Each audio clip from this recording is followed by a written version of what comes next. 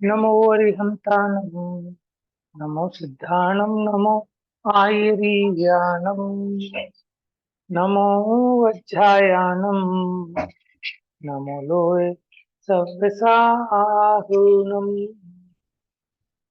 मोक्षमार्गस्य नेतारं भेतारं कर्मभूततां ज्ञातारं विश्वतत्त्वानां वन्दे तद्गुणलब्धये।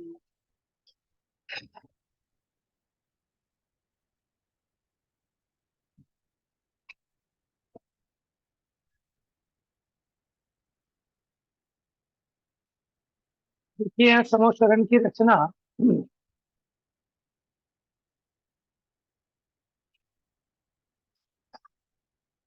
8 भूमियां होती हैं और 9 दीवारें हैं गोल गोल।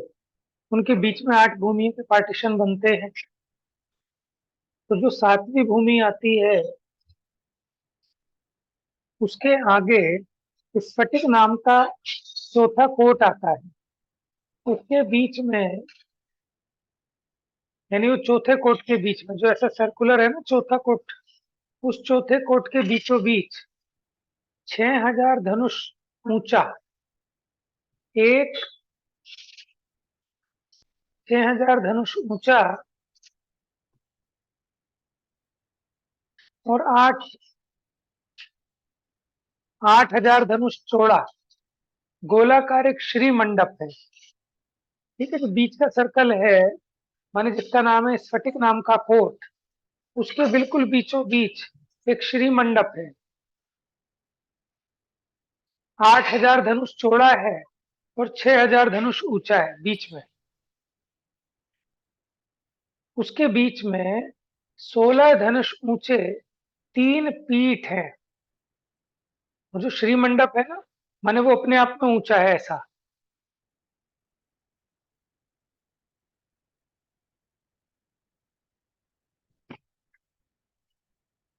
तो उस श्री मंडप के बीच में 16 धनुष ऊंचे 3 पीठ है। उनमें से 8 धनुष ऊंचा 4000 धनुष चौड़ा पहला पीठ है। फिर उसके ऊपर 4 धनुष ऊंचा 2500 धनुष चौड़ा दूसरा पीठ है। फिर उसके ऊपर 4 धनुष ऊंचा 1000 धनुष चौड़ा तीसरा पीठ है। यानी पूरा जो समूह शरण है उसके बिल्कुल बीचों बीच एक श्री मंडप है। श्री मंडप भी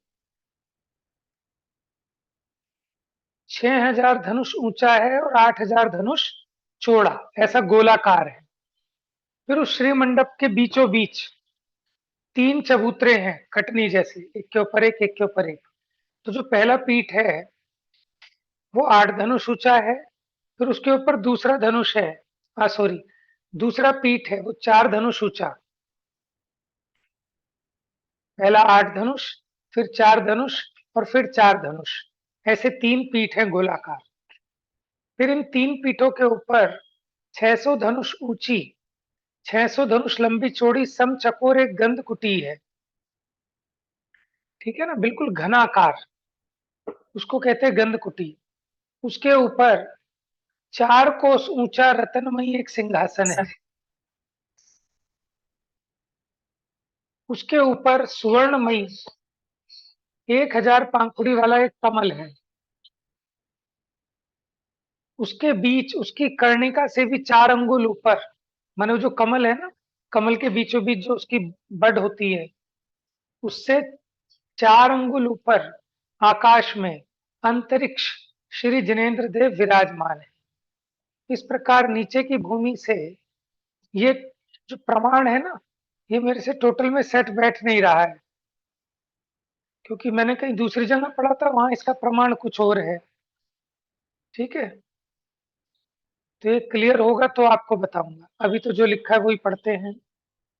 नीचे की भूमि से 6 कोस, एक कोस में कितने धनुष होते हैं? 2000 धनुष। तो 6 कोस में हो गए 12000 धनुष। 12,000 धनुष। फिर 1616 धनुष ऊपर स्थित बीच में आवाज कहाँ से आ रही है? बीप बीप की आवाज आ रही है।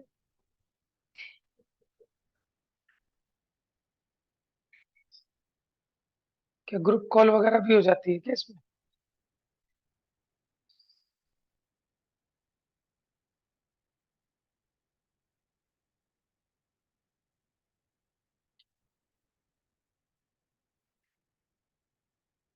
हम्म।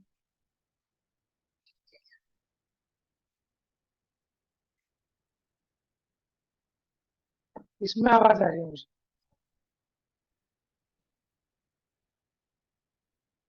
हाँ जी, चलिए। तो कमल के ऊपर 4 अंगुल ऊपर अधर में केवली भगवान स्थित हैं।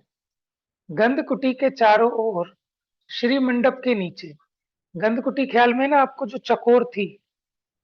बिल्कुल।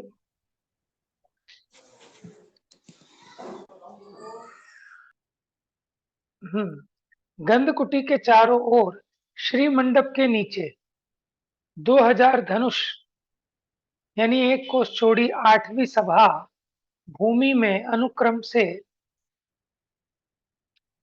आप समझ पा रहे हैं इसको?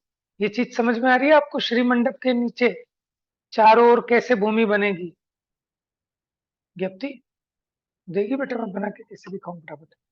चलो, ये मैं अभी आपको बना के दिखाऊंगा स्लेट पे, या इसी में स्क्रीन शेयर करके। बनेगा नहीं इससे। तो ये जो 12 सभाएं हैं, इसमें क्रम से एक सभा में मुनिराज, फिर कल्पवासी देवियां, फिर मनुष्यनियां, फिर ज्योतिषी देवियां, व्यंतर देवियां, भवनवासी देवियां। अलग अलग इनके कोठे हैं। फिर भवनवासी देव, व्यंतर देव, ज्योतिषी देव, कल्पवासी देव, फिर मनुष्य पुरुष।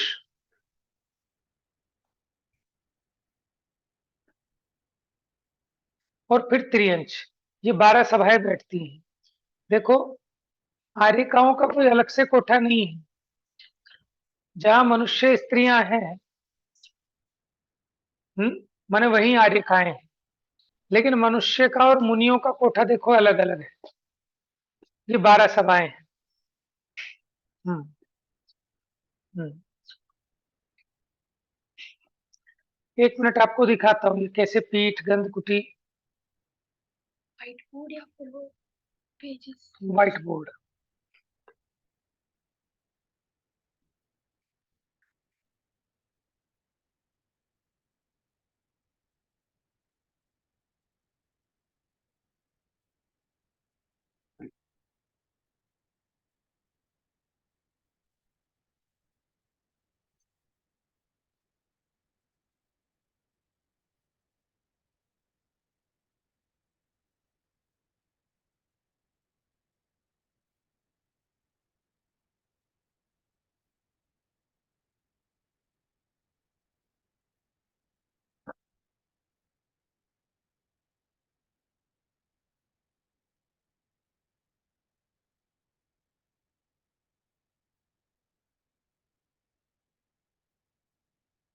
ये देखिएगा आप, ये जो 7वीं भूमि है, मान लीजिए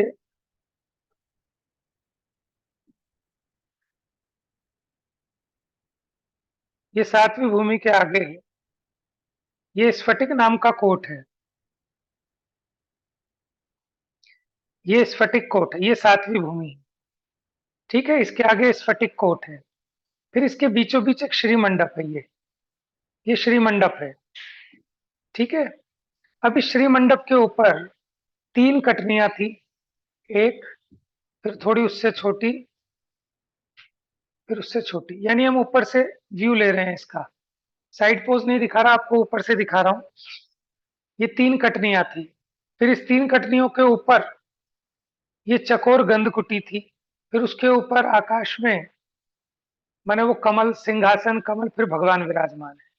अब देखो, यहाँ में देखना है, ये तो 7वीं भूमि थी। ये हो गई 8वीं भूमि। ठीक है। ये 8वीं भूमि हो गई। जो स्पेस दिख रहा है आपको, ये जो स्पेस दिख रहा है ना, ये 8वीं भूमि है। हम्म। अब ये देखिए, ये क्या है?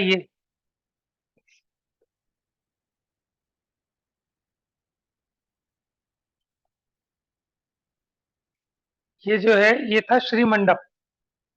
ये श्रीमंडप था। ये 3 चबूतरे थे। 1, 2, 3। अभी जो श्रीमंडप है, ये तो ऊंचाई पे था 6000 धनुष की। ये 6000 धनुष की ऊंचाई पर है, इस वाली भूमि के कंपैरिजन में।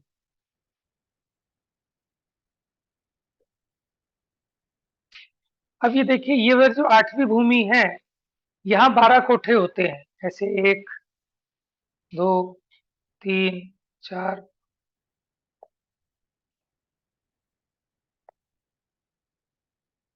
तो इस प्रकार इसमें 12 कोठे बनेंगे। इन 12 कोठों में ये देव देवियां, मनुष्य, त्रियंच आदि, ये सब इन कोठों में होते हैं। और हर एक कोठे में सीढ़ी होती है चढ़ने की। प्रीति जो उस दिन सीढ़ियां देख रही थी ना, वो हर एक कोठे में से सीढ़ियां होती हैं। सीढ़ी पे से चढ़कर, ये जो प्रथम पीठ था, प्रथम पीठ, ये इस प्रथम पीठ पर जाकर भगवान की परिक्रमा आदि देते हैं देवता। ये जो प्रथम पीठ था, ये तो श्री मंडप है, और ये प्रथम पीठ है। तो इस प्रथम पीठ पर चढ़कर भगवान की परिक्रमा करते हैं, अर्घ्य समर्पित करते हैं, पूजा आदि करते हैं। तो देखिए, ये 7वीं भूमि, ये 7वीं भूमि, ठीक है। फिर उसके आगे ये 8वीं भूमि, जिसमें ये 12 कोठे हैं, ठीक है। अभी मैंने इसमें एक चीज छोड़ दी है, चारों तरफ से वीथियां भी आ रही हैं। अभी मैंने उसको गौण कर दिया है। चारों दिशाओं में महावीथियां है ना, उसके अलावा फिर इस प्रकार 3 कोठे यहाँ होंगे, 3 कोठे यहाँ। देखो, उसको भी बताता हूँ।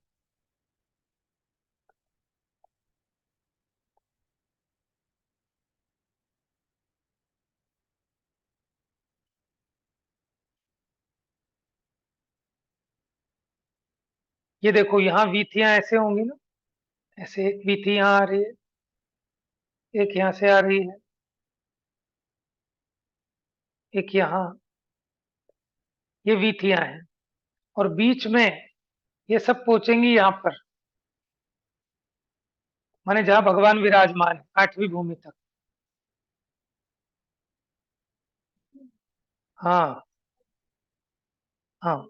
अब देखो, यहाँ ये 12 कोठे यहाँ है। 1, 2, 3, 4, 5। बीच में श्रीमंडप है, ठीक है ना। इसके ऊपर फिर वो 3 कटनियां, और ऊपर भगवान विराजमान है। तो ये 12 कोठों वाली सभा है। तो महावीति से सीधा यहाँ तक आते हैं, ये सीधा यहाँ तक आते हैं, ठीक है।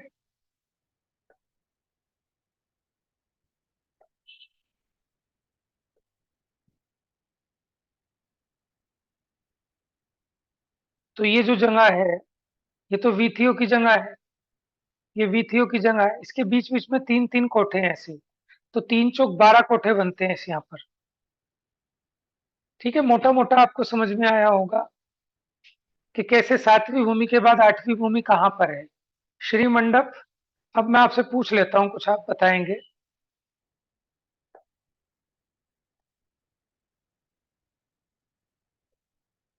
देखिए,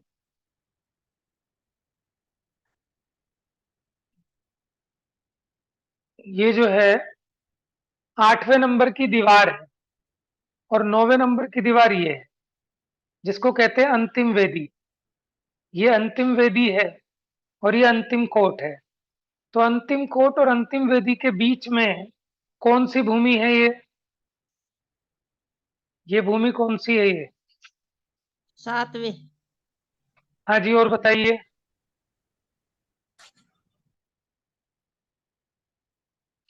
देखो ये, 8वीं होगी शायद भैया। हाँ, सोच के बताओ, और बताओ। ये अंतिम कोट है और अंतिम वेदी है। कितने कोट होते हैं टोटल?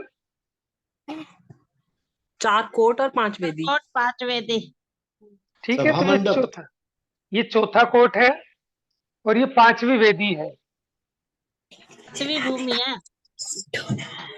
नहीं, नहीं, 8वीं भूमि है, ये श्रीमंडप है। 8 ये श्रीमंडप है, ठीक है। ये अंतिम दीवार थी ना, ये अंतिम वेदी हम्म। थी, ये अंतिम वेदी थी, ये श्रीमंडप है।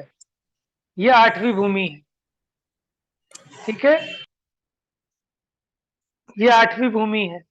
इसी में 12 कोठे हैं, क्योंकि श्रीमंडप है, इसके ऊपर फिर 3 कटनियां हैं, भगवान विराजमान है। और इसमें 4 वीथियों की जगह अगर आप छोड़ दें ऐसे,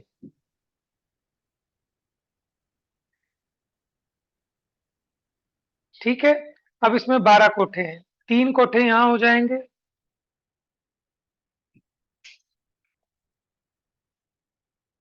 3 कोठे यहां बनेंगे, एक, ठीक है। 3 कोठे यहां बन गए, 3 कोठे यहां बन गए, 3 कोठे यहां, 3 कोठे यहां। जैसे अगर आप देखो 1 2 3, ये वीथी है। 4 5 6 7 8 9 10 11 12, ये 12 कोठे हो गए, ठीक है। चारों वीथियां अलग छोड़ दी हैं, और हर एक कोठे में से ऊपर प्रथम पीठ पर चढ़ने के लिए भी सीढ़ी है, क्योंकि यहां भी सीढ़ी चाहिएगी आपको, ये, क्योंकि ये 6000 धनुष की ऊंचाई पर है। फिर इसके ऊपर जो प्रथम पीठ है, प्रथम चबूतरा है, वो 8 धनुष की ऊंचाई पर है, उस पर भी सीढ़ियां हैं, ठीक है। इन सीढ़ियों पर चढ़कर देवादिक भगवान की परिक्रमा, वंदना, पूजा करते हैं। अब इसके बाहर ये कौन सी भूमि हो गई? 7वीं भूमि। फिर इसके बाहर इसी प्रकार 6ठी भूमि, ठीक है। इस प्रकार भूमियां करते करते सबसे स्टार्टिंग में जो था, ये पहला कोट था, पहले इसका नाम कौन बताएगा? पहले कोट का नाम? धूली धूली साल शालकोट। धूली सालकोट। धूलिशाल कोट, ठीक है। अच्छा, और इसके नीचे ये सीढ़ियां हैं, फिर ये सारी की सारी रचना ऊपर है बिल्कुल, ठीक है। बोल मत अभी कहाँ। चलिए, हाँ, पढ़े आगे। अब कोई प्रश्न है इसमें? भैया मुझे हाँ, भैया प्रश्न मेरा है। है। हाँ, पूछिए एक एक करके, आप पूछो पूछिए पूछो। पहले। ठीक है भैया, ये समोच्चरण की रचना कितने दिन तक रहती है? जब तक भगवान का योग निरोध नहीं होता उतने दिन तक। लेकिन हर अंतर योग मुहूर्त निरोध। में, देखो, हर अंतर मुहूर्त में इसकी नवीन नवीन रचना होती है, लेकिन पता नहीं चलता, क्योंकि ये माया से बना है, देवों की माया से बना हुआ समोशरण की रचना है, ठीक है। तो भैया ये तो कृत्रिम मानेंगे इसे अकृत्रिम मानेंगे? इसे कृत्रिम माना जाएगा, देवों ने रची है ना। अकृत्रिम तो वो हाँ हाँ। होती है कि जिसकी रचना किसी ने भी नहीं की। इसकी रचना तो कुबेर करता है इंद्र की आज्ञा से, ठीक है ठीक है। ठीक है। ठीक और है। ये कितने दिन तो रहता है? भैया जैसे हाँ भगवान हाँ। महावीर को केवल ज्ञान हुआ, केवल ज्ञान होते ही समोशरण की हम्म, रचना हो गई, और जब तक वो मोक्ष नहीं गए, ठीक है, मोक्ष हम्म, जाने से 2 दिन पहले है, उनकी दिव्य देशना हाँ। खिरनी बंद हो गई थी, अच्छा। ठीक है ना। तभी समझ लीजिए फिर ये समोशरण का ये सिमट गया, ठीक है। पर भैया गंध, जैसे कहीं तीर्थ क्षेत्र पे जाते हैं तो ऐसे भी बोलते हैं कि इतनी बार समोशरण आया था। जैसे आपके हम्म, कहने का मतलब तो ये हो गया कि एक बार समोशरण की रचना हुई, फिर जब तक मोक्ष नहीं जाएंगे उससे 2 दिन पहले तक रहेगी। ऐसा है ना, विहार होता है भगवान का अलग अलग नगरियों हाँ में, अलग अलग देशों में, ठीक है ना। तो ठीक जब है। भगवान का विहार होता है, तो जहां जाते हैं वहीं समोशरण की रचना हो जाती है फिर। हाँ तो मतलब वही तो मैं पूछ रही हूँ कि वो रचना कितने दिन तक रहती है जब तक वो कहीं और अगली जगह विहार नहीं करेंगे। हाँ, बिल्कुल बिल्कुल। जब वो यहाँ से विहार करते हैं ना, तब यहाँ से विघट जाता हम्म, है, और जहां जाके ठहरते हैं वहीं समोशरण की रचना हो जाती ठीक है भैया। है। हाँ जी, भाभी जी, आपका क्या प्रश्न था? मैं ये पूछ रही थी भैया, जैसे ऐसा कहा जाता है कि जो अभव्य होता है वो 8वीं भूमि देख नहीं पाता, अंधा हो जाता है। हाँ जी, तो क्या वो मुझ अंधा हो जाता है, या वो उधर उसका जाने का मन ही नहीं करता, तो इसलिए ऐसे कह देते हैं कि भाई मानो वो अंधा हो गया? हाँ, देखो, दोनों बातें हो सकती हैं इसमें, हम अनुमान लगा सकते हैं। आप जो कह रहे हैं ये भी बात ठीक हो सकती है, क्योंकि उसका मन वहां जाने का होता ही नहीं, वो उसके पहले ही नाट्यशाला आदि में फंसा रह जाता है। दूसरा एक बात ये आई कि वहां अंध स्तूप है। क्या है? अंध स्तूप। अंध स्तूप जो अभव्य जीव होते हैं उसको उसके आगे का दिखता ही नहीं है। अब उसका सेंस ये हो जाता है कि उसके आगे का दिखता नहीं है, इसका मतलब हम ये कह दिए कि वो अंधा हो गया। ठीक है, यद्यपि अंधा नहीं होता लेकिन उसके आगे का उसको नहीं दिखता, इसलिए ऐसा कहने में आ जाता है कि वो अंधा हो गया। अथवा ये भी लेकिन एक भैया पूछिए जैसे कहा पूछिए। जाता है शरण में तो किसी को कोई दुख नहीं होता। हम्म मान लो दो दोस्त जा रहे हैं, उसमें से एक अभव्य है एक भव्य है। अब भव्य को तो दिख रहा है आगे और अभव्य को दिख नहीं रहा, तो अभव्य हम्म को तो दुख उत्पन्न होगा कि अरे यार मुझे क्यों नहीं दिख रहा, तो फिर ये तो एक बात कट जाएगी ना। देखो इसमें ऐसा है, बहुत सारी बातें ऐसी हैं जिसकी संगति हमको अपनी बुद्धि से बैठानी पड़ेगी, क्योंकि सारी चीजें स्पष्ट तो मिलती नहीं है। तो ये तो आप कह रहे हो कि वो दुखी हो गया, वो दुखी कहाँ है? वो तो मस्त है जो अभव्य है। ठीक है, अगर उसमें इतनी योग्यता हो है तो उसमें क्या है कि ऐसा भी हो सकता है कि उस समय उसका दूसरा दोस्त तो कहता हो चल भाई चल देख वहां कितना अच्छा है, अरे छोड़ यार ये बहुत अच्छा है, तो उसको वो दिखते हुए भी नहीं दिख रहा। ऐसा भी हो सकता है। नहीं तो ये तो स्पष्ट आता है कि अंध स्तूप है, उसके आगे का अभव्य जीव को दिखता नहीं है। क्यों नहीं दिखता? जैसे हम अपने बच्चे को भी कहते हैं ना, तेरे को दिखता नहीं है क्या? खेल में इतना मस्त है, कल तेरा पेपर है, पढ़ाई है, तुझे दिखता नहीं है क्या? तो उसे दिखता नहीं है क्योंकि वो खेल में मस्त है ना? तो इसलिए वो उस स्तूप से पहले पहले उसके लायक मनोरंजक सामग्रियां बहुत हैं, तो इसलिए उसके उसके आगे का दिखता ही नहीं है। तो ठीक है। ऐसा भी हो भैया सकता है। पूछिए। मुझे पूछना था। हाँ जी पूछिए। हाँ, वो मैं पूछी थी, जैसे समोशरण एक जगह लगा हुआ है, वो फिर जब भगवान का विहार होता है तो समोशरण में जितने भी जीव, मतलब मनुष्य आदि, मनुष्य महाराज हम्म वगैरह जो होते हैं, तो वो समोशरण जब दूसरी जगह जाता है तो वही लोग वहां पर चले जाते हैं समोशरण के देखो, साथ ही।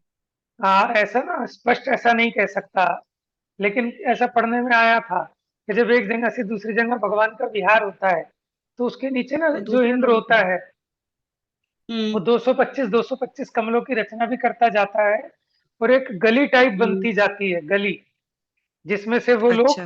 भगवान के साथ जाते हैं।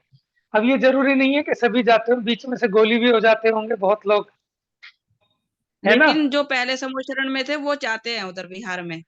हाँ, मतलब ये मैं नहीं कह सकता कि सभी जाते हैं, क्योंकि देखो अगर दूसरे देश में जा रहा है तो वो इसलिए जा रहा है कि हम्म। वहां के जीवों को लाभ मिले। यहाँ के हाँ, जीवों को नए लाभ लोग जुड़ मिल गया, जाते हैं। लेकिन फिर भी नए दो लोग चार जुड़ छह, जाएंगे। हाँ 2 4 6 ऐसे होते होंगे कि जो वहां जाते होंगे। बाकी इंद्र आदि तो हम्म। जाते ही जाते हैं। ठीक हम्म। है ना? इंद्र आदि तो जाते ही हैं, लेकिन मुझे थोड़ा लॉजिकली ऐसा लगता है कि जिस नगर के लोग होते होंगे, जिस देश के लोग होते होंगे, वो तो वहीं रह जाते होंगे, क्योंकि अगर ये एक देश से दूसरे देश में जा रहे हैं समोशरण में, तो वो वहां के जीवों की मुख्यता से कि यहाँ धर्म का प्रचार हो गया, अब दूसरी जगह जा रहे हैं भगवान। ठीक है। वहां नए लोग जुड़ते हैं फिर, मतलब। हाँ हाँ हाँ। ठीक है। तो भैया कोई लिमिट नहीं होती कितने लोग बैठेंगे एक जगह? नहीं देखो ऐसा है, समोशरण जो आदिनाथ भगवान का था वो 12 योजन प्रमाण था। काफी ठीक है। विस्तृत है। अब दोनों दोनों कथन आते हैं।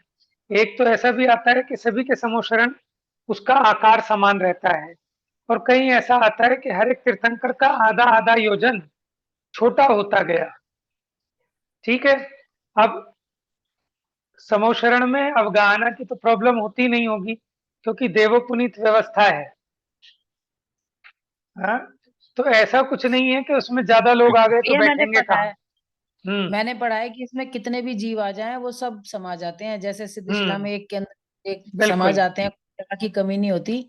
तो मैं अभी हम्म पीछे एक शास्त्री पढ़ रही थी, तो हम्म उसमें ये लिखा था कि कितने भी असंख्य भी जीव आ जाएं तो उन्हें जगह की हाँ, कमी नहीं होती। क्योंकि देखो देवों की व्यवस्था है, जैसे अक्षीण महानस रिद्धि होती है ना जिन मुनिराज को, अक्षीण संवास है कि अक्षीण भैया महानस ही है, अक्षीण अक्षीण संवास महानस। महान साश्च। अक्षीण अक्षीण संवास संवाद महान अक्षीण शास्त्र। संवास महानसाष्ट। हाँ, तो महानाश्च तो वो खाने से संबंधित है शायद, और अक्षीण संवास स्थान से संबंधित होगी फिर, कि वो अक्षीण रिद्धि के धारी मुनिराज जहाँ भोजन आहार आदि करते हैं, तो वो क्षेत्र ऐसा हो जाता है कि कितनी चक्रवर्ती की सेना उसमें जीम जाए, और वो छोटी सी रसोई का स्थान भी उस महालय, ये होती है अक्षीण महालय रिद्धि। ठीक है, तो इसी प्रकार समोशरण में जितने मर्जी जीव आ जाए, जगह कम नहीं पड़ती। और बताइए।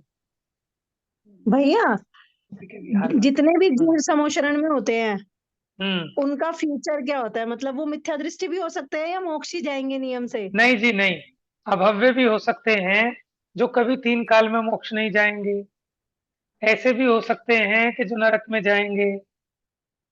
ऐसा नियम नहीं है कि मोक्ष में जाएंगे ही जाएंगे। अभव्य तो समसरण में जाते ही नहीं है। समोशरण में जाते हैं, लेकिन जो हमने बताया ना 8वीं भूमि, वहां नहीं जाते, क्योंकि उसके पहले जो स्तूप है अंध हाँ स्तूप, उसके आगे का उनको दिखता ही नहीं है। हाँ, उसके आगे नहीं जाते। हाँ, नहीं, जिन्होंने भगवान की दिव्यवाणी सुन ली वो लोग। उसमें भी ऐसा नियम नहीं है कि वो गारंटी से मोक्ष जाएंगे ही जाएंगे। ठीक है भैया। हम्म, तो भैया जो भगवान की दिव्य वाणी है वो सिर्फ मतलब जो लास्ट भूमि होती है उसी में सुनाई देती है, या कोई पहली भूमि में भी है उसे भी सुनाई देगी? है भाई, जानी तो दूर तक भी चाहिए भगवान की वाणी, लेकिन उनका मन वहीं लगा रहता है। ठीक है, तो इसलिए उन्हें सुनाई नहीं देती होगी, क्योंकि सुनाई भी उसको देगी जो उसमें उपयोग लगाएगा। भैया अक्षीण संवास जो रिद्धि है, इसके प्रभाव से निवास व्यवस्था अक्षीण रहती है। हम्म, बहुत बढ़िया। कहाँ ढूंढा आपने इतनी जल्दी? जैन कोश। अच्छा अच्छा, बहुत बढ़िया, गूगल पे ना। हाँ, जैन कोश का काम कर रही हूँ ना मैं आजकल, वो उसमें कुछ एडिटिंग वगैरह का, तो इसलिए उसमें मिल जाता है फटाफट। अरे वाह, बहुत बढ़िया। ये उनका है ना, विकास छाबड़ा जी और प्रकाश छाबड़ा हाँ जी, है जी, ना? हाँ जी, हाँ जी। बहुत अच्छा काम कर रहे हो फिर आप। तो एडिटिंग कहाँ से करते हो आप? सोर्सेज कहाँ से, ग्रंथों से? वो देते हैं, अच्छा वो अच्छा पेज देते हैं, उसमें जैसे 100 वो देते हैं, एक एक पेज देते हैं, उसमें 100 शब्द होते हैं। तो उन अच्छा 100 शब्द के पेज पे जाके उसमें कोई शब्द की मिस्टेक तो नहीं है, शास्त्र की मिस्टेक तो नहीं अच्छा है। अच्छा, प्रूफ रीडिंग। प्रूफ रीडिंग, हाँ हाँ। बहुत बढ़िया, ये बहुत बढ़िया चीज है। ये आप शेयर भी कर देना ग्रुप पे सभी लोगों को। ये एक तरह से जैन डिक्शनरी है। अगर आपको जैन दर्शन से रिलेटेड कोई भी टॉपिक चाहिए, आप वो तो बस गूगल पे जैन जैन कोश में। कोश डालो, उसमें आ जाएगा। हाँ हाँ, ठीक है। गूगल पे आप जैन कोश डालें, इंग्लिश में डालें तो भी आ जाएगा, या हिंदी में हाँ ही जी, डालने पे आता है? कैसे भी डालो, इंग्लिश चाहे हिंदी, दोनों में आ अच्छा, जाएगा। लेकिन मेरे ख्याल से वो जैन कोश पे जाने के बाद आपको हिंदी में ही टाइप करना पड़ता है शायद। हाँ, जैन कोश में सर्च डालोगे आप, हाँ, जो सर्च चीज, में फिर जैसे हिंदी अब में। मेरे को अक्षीण संवास लिखना था, तो मैंने फटाफट मैं वही काम कर रही थी आपकी क्लास से पहले। अच्छा अच्छा। तो मैंने जैसे उस पे फटाफट सर्च पे लिखा अक्षीण संवास, तो इसमें आ गया एक रिद्धि, इसके प्रभाव से हाँ। निवास व्यवस्था अक्षीण रहती है, हम्म। महापुराण में आया। हाँ, ठीक है, ठीक है। इसी को अक्षीण महालय भी कहते हैं, इसी को अक्षीण संवास भी कहते हैं। ठीक है, दोनों नाम है इसके। चलिए, और कोई प्रश्न है आपका कि पढ़ें फिर आगे?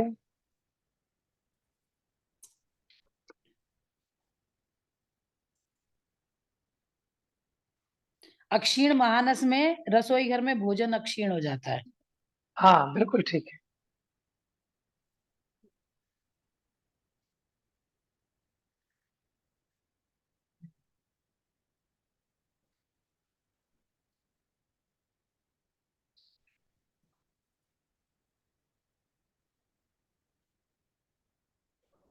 चलिए, अब देखिए, अब आपको समझ में आएगा।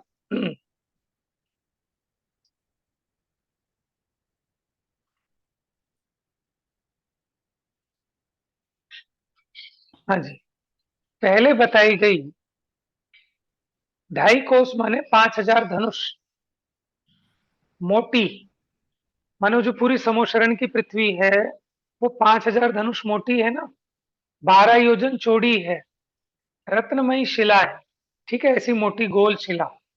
उसके अंतिम भाग में माने टॉप में धूलिशाल नामक बाउंड्री है, उसका नाम है कोट। फिर उसके बाद दूसरी वेदी है। तो ये पहले कोट,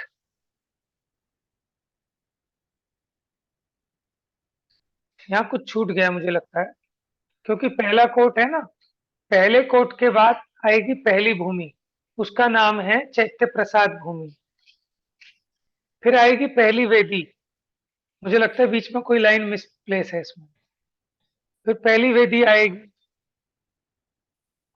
ठीक है। फिर पहली वेदी और दूसरी वेदी के बीच में दूसरी हाथी का भूमि है। और फिर उसके बाद दूसरी वेदी के बाद फिर पुष्प वाटिका नामक तीसरी भूमि है। फिर उसके बाद दूसरा कोट है, हाँ। तो पहली आपकी चैत्य प्रसाद भूमि आ गई, फिर हाँ, दूसरी चैत्य खातिका भूमि, और फिर दूसरी वेदी के बाद तीसरी क्या लिखा है, पुष्प वाटिका। इसी का नाम लता भूमि भी मिलता है। फिर उसके बाद दूसरा कोट है, उसके आगे माने देखो एक दीवार तो जरूर आएगी, क्योंकि दो दीवारों के बीच में, ठीक है, बीच की जो वलयाकार है जिसको रिंग कहते हैं, उसमें भूमि है, ठीक है। अब वो कोट हो सकता है और वेदी हो सकती है, उनके बीच में आ गई। और कई कई जगह पहली वेदी फिर दूसरी वेदी उसके बीच में भूमि है, क्योंकि कोट 4 हैं, वेदियां 5 हैं। फिर उसके आगे उपवन नामक चौथी भूमि है, फिर तीसरी वेदी है। फिर उसके आगे ध्वजा नामक 5वीं भूमि है। फिर उसके बाद तीसरा कोट है, ठीक है। तभी तो पार्टीशन होगा ना, दो दीवारें होंगी, उसी के बीच में आपका रूम बनेगा। तो उसी प्रकार दो दीवारें हैं, उसके बीच में जो भूमि है वहां ये रचनाएं हैं। उसके बाद कल्प वृक्ष नामक छठी भूमि, उसके आगे चौथी वेदी है। फिर मंदिर नामक 7वीं भूमि है। फिर चौथा कोट है। फिर उसके बाद सभा नामक 8वीं भूमि है, ठीक है। भूमि के बाद वो वेदी है। वो वेदी जो है ना, उसी को हम श्री मंडप, उसके अंदर ही पूरा श्री मंडप है, माने वो श्री मंडप की बाउंड्री है जो अंतिम वेदी है। और फिर उसके ऊपर 3 पीठ है, उन पीठों के ऊपर एक गंधकुटी है, उसके बीच में एक सिंहासन है, उसके ऊपर एक कमल, और कमल से 4 अंगुल ऊपर अधर आकाश में श्री तीर्थंकर अनंत भगवान विराजमान है। सीढ़ियों के बाद ये कौन सी सीढ़ियां हैं, ये जो नीचे जमीन से ऊपर टॉप तक जाती हैं, समोशरण जो मोटी शिलाएं है उसमें जो सीढ़ियां बनी हुई है 20,000 सीढ़ियां, ये उसकी बात है। तो 20,000 सीढ़ियों के बाद उनसे ही लगी हुई, ठीक है, चारों दिशाओं में महावीथियां है ना। तो सीढ़ी की लंबाई कितनी थी, 1 कोस, तो उतनी ही लंबाई वाली, उतनी चौड़ी। तथा धूलिशाल कोट के द्वार से लेकर समव शरण के बीच में स्थित गंधकुटी के द्वार पर्यंत, जहां लास्ट में गंधकुटी का द्वार है, वहां तक 23 कोस लंबी 4 महागलियां हैं, ठीक है। इसको हम कहते हैं महावीथी। केवली भगवान की वंदना करने के लिए संसारी भव्य जीव इन महागलियों के मार्ग से समव शरण के अंदर जाते हैं। समझ में आया? भव्य जीव इन महागलियों के मार्ग से समव शरण के अंदर जाते हैं। इन महागलियों में से, चलिए पढ़िए, कौन पढ़ेगा धीरे धीरे? मैं पढ़ूं भैया? हाँ पढ़िए। इन महागलियों में से प्रत्येक के दोनों पार्श्वों में स्फटिक मणिमयी श्वेत वर्णी 1 कोस ऊंची 750 धनुष चौड़ी और अपनी गली के समान 23 कोस लंबी एक एक भित्ति है। इसे वेदी भी कहते हैं। ये वेदियां चारों दिशाओं संबंधी चारों महागलियों की कुल 8 हैं। प्रत्येक वेदी में पृथक पृथक अनेकों द्वार हैं। उन द्वारों के वज्रमयी कपाट किवाड़ फाटक हैं। इन वेदियों के दाहिनी बाईं ओर 8-8 भूमियां हैं। जो भव्य जीव उन 8 भूमियों के चारों ओर की रचना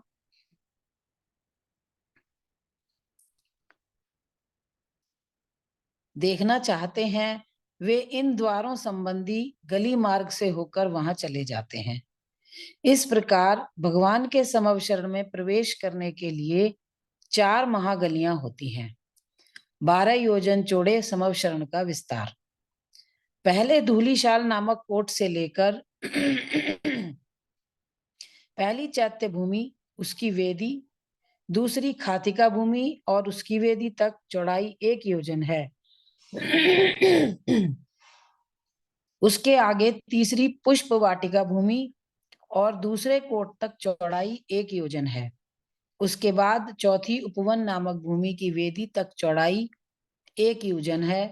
तदंतर 5वीं ध्वजा नामक भूमि के तीसरे कोट पर्यंत आधा योजन की चौड़ाई है। तदुपरांत 6वीं कल्प वृक्ष भूमि की वेदी पर्यंत 1 योजन की चौड़ाई है। तत्पश्चात 7वीं मंदिर नामक भूमि से आगे चौथे स्फटिक नामक कोट पर्यंत 1 योजन की चौड़ाई है। इस प्रकार एक दिशा के ये 5.5 योजन होने से आमने सामने की दो दिशाओं के 12 योजन हो गए। 7वीं मंदिर नामक भूमि से आगे चौथे स्फटिक नामक कोट के बीच में 1 योजन चौड़ा श्री मंडप है। उसमें चौथे कोट और 5वीं वेदी के बीच 1-1 कोस चौड़ी 8वीं सभा भूमि है। ये दोनों ओर की कुल 2 कोस है। उस सभा भूमि के आगे 5वीं वेदी के बीच में भगवान की गंधकुटी के नीचे 2 कोस चौड़ा पहला पीठ है। इस प्रकार 4 कोस 1 योजन चौड़ा श्री मंडप है। सबका योग करने पर 12 योजन की चौड़ाई में समवशरण की 8 भूमियों की स्थिति स्पष्ट हो जाती है। समवशरण संबंधी 8 भूमियों की विशेष रचना। 12 योजन व्यास वाली गोलाकार हरित वर्णी नीलमणिमय शिला के अंतिम भाग में धूलिशाल नामक पहला गोलाकार कोट है। वह कृष्ण, नील, रक्त लाल, पीत श्वेत इन 5 वर्णों के रत्नों संबंधी चूर्ण से विविध वर्णी रत्नों की धूल द्वारा रचित होने से सार्थक नाम वाला है। इसकी चारों दिशाओं में स्वर्ण में 2-2 स्तंभ हैं। इन 8 स्तंभों के ऊपर अनेक रत्नमयी मालाएं लटक रही हैं। इस पहले कोट और आगे की पहली वेदी के बीच में चैत्य नामक हेलो, देखिए अब आपको मुझे लग रहा है काफी हद तक समझ में आ रहा होगा सबको, क्योंकि चित्रों से काफी स्पष्ट हो गया। ठीक है, अब ये 8 भूमियां कैसी हैं, उनके नाम क्या हैं, अब एक एक भूमि संबंधी विशेष रचना को बताएंगे। अभी इसके पीछे तो सब वो है जो हम 2-3 दिन से ले रहे थे, वो आपका रिवीजन हो गया। और ये चित्र भी देखिए आपको समझ में आ ही गया होगा, कैसे पहला धूलिशाल कोट, फिर ये पहली वेदी, इनके बीच में देखिए ये जो दिख रहा है ना, ये पहली भूमि है, ये चैत्य प्रसाद भूमि है। ऐसे चारों दिशाओं में है। फिर उसके बाद दूसरी वेदी आई, तो पहली वेदी और दूसरी वेदी के बीच में ये जो दिख रहा है दूसरी भूमि है, इसी में सब रचनाएं हैं। ठीक है, मंदिर आदि जो बने होंगे इसमें। ये पुष्प वाटिका, लता भूमि, फिर ऐसे अलग अलग ये नाम भी दिए हुए हैं। जैसे देखो उपवन भूमि, ध्वजा ही ध्वजा है इनके बीच में, कल्प वृक्ष भूमि, साथ लिखा तो यहाँ है लेकिन ये चारों तरफ है, यहाँ भी है, यहाँ भी है और यहाँ भी है। ये वीथियां है। देखो वीथी यहाँ तक आती है। ये क्या है, कौन बताएगा इसका नाम क्या है? ये श्रीमंडप। वेरी गुड, श्री मंडप। ठीक है, इसके ऊपर फिर 3 पीठ हैं। और देखो इसके इस तरफ 3 सभाएं, इधर ही दिख रहा है आपको, ये 8वीं भूमि है ये।